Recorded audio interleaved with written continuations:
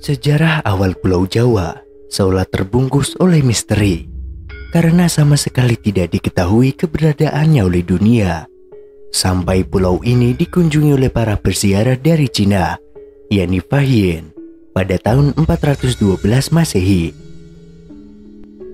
Konon, tanah Jawa pada masa lalunya menyimpan banyak misteri dan juga kisah mistis. Lalu, seperti apa kisah tanah Jawa di masa lalu?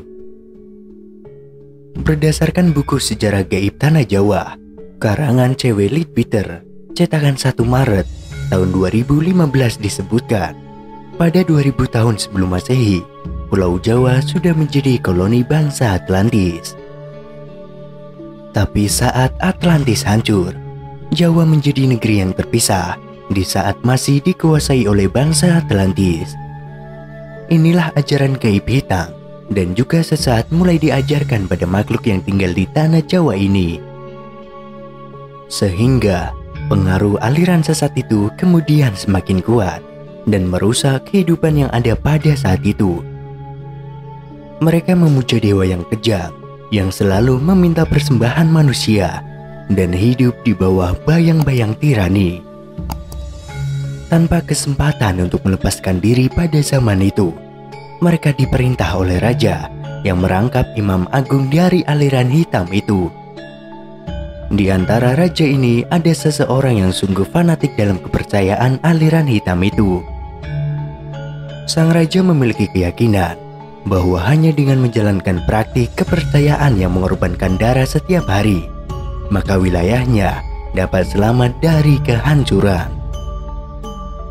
Hal ini didasari oleh keyakinan bahwa dewa-dewa ganas dan haus darahlah yang memegang kendali atas tanah Jawa.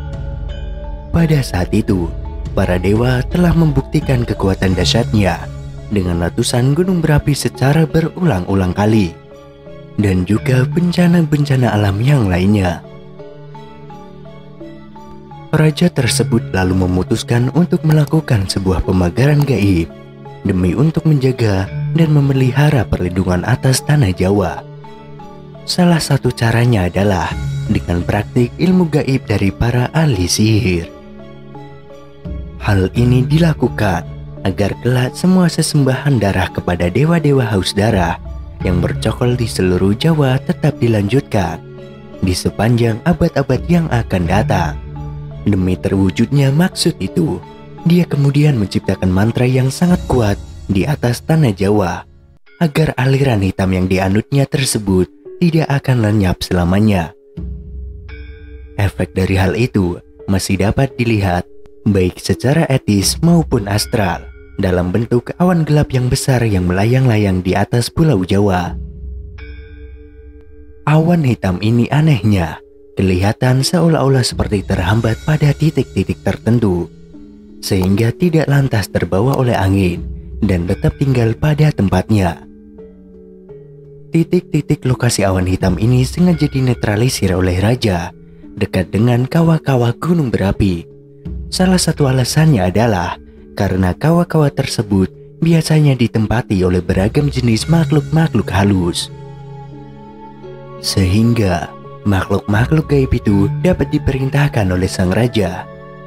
Kemudian pada 1200 tahun sebelum Masehi, terjadi invasi secara damai terhadap Pulau Jawa oleh Raja Vaisvavastamanu yang beragama Hindu.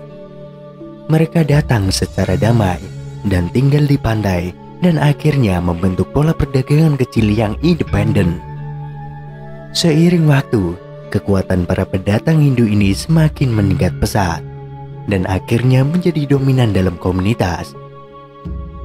Akan tetapi, walaupun agama Hindu telah diterima oleh penduduk, namun dalam kenyataannya, pemujaan lama terhadap ajaran sesat tetap dilaksanakan dan praktik ilmu gaib malah semakin menjamur.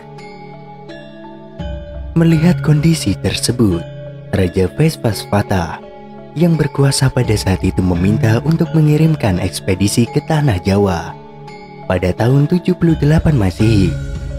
Ekspedisi ini dilakukan untuk menangkal pengaruh buruk dari aliran sesat yang sudah membumi di tanah Jawa tersebut. Pemimpin ekspedisi ini dipimpin oleh ahli spiritual yang bernama Aji Saka atau Sakaji.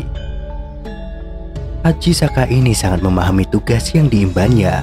Aji Saka lalu menanamkan benda yang berdaya magnet kuat yang telah dimantrainya di 7 tempat Pulau Jawa untuk menyingkirkan pengaruh aliran hitam dari tanah Jawa atau tumbal bagi tanah Jawa.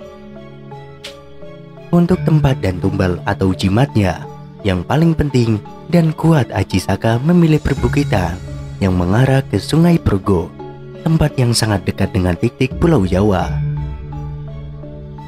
Legenda mengenai Aji Saka ini dalam berbagai cerita juga dianggap melambangkan kedatangan Dharma atau ajaran dan peradaban hidup Buddha ke Pulau Jawa. Akan tetapi, penafsiran lain beranggapan bahwa kata Saka adalah berasal dari istilah dalam bahasa Jawa, yaitu Saka atau Soko, yang berarti penting, pangkal, atau asal mula. Maka namanya pun bermakna raja asal mula atau raja pertama. Mitos ini mengisahkan mengenai kedatangan seorang pahlawan yang membawa peradaban tata tertib dan juga keteraturan ke tanah Jawa. Karena Aji Saka telah mengalahkan raja jahat, yaitu Prabu Dewata Cengkar, penguasa ilmu hitam yang kala itu menguasai Pulau Jawa. Legenda ini juga menyebutkan bahwa Aji Saka adalah pencipta tarikh tahun Saka, atau setidak-tidaknya raja pertama yang menerapkan sistem kalender Hindu di Pulau Jawa. Tumbal Aji Saka pun untuk menangkal kekuatan hitam bertahan hingga beratus-ratus tahun kemudian, hingga sampai pada keadaan di mana jin kembali berkuasa, hujan darah di mana-mana, dan bencana merajalela. Pada masa ini, berkembanglah beberapa aliran ilmu gaib di Pulau Jawa, di antaranya kejawen klinik dan juga kebatinan. Lalu, pada awal abad ke-13, datanglah Syekh Subakir, seorang ulama yang dikirim oleh Kesultanan Turki Utsmaniyah ke tanah Jawa. Syekh Subakir adalah seorang ulama besar yang dikirim untuk menumbangkan tanah Jawa dari pengaruh negatif makhluk halus. Saat awal penyebaran ajaran agama Islam di Nusantara, karena Syekh Subakir tahu kondisi Pulau Jawa banyak dihuni oleh unsur gaib yang sangat mengganggu. Lalu Syekh Subakir membawa batu hitam dari Arab yang telah diraja. Kemudian dengan karoma yang dimilikinya, batu hitam tersebut dengan nama Aji Kalacakra dipasangkan di tengah-tengah tanah Jawa, yaitu di puncak Gunung Tidar, Magelang. Karena Gunung Tidar dipercaya sebagai titik sentral atau pakunya tanah Jawa.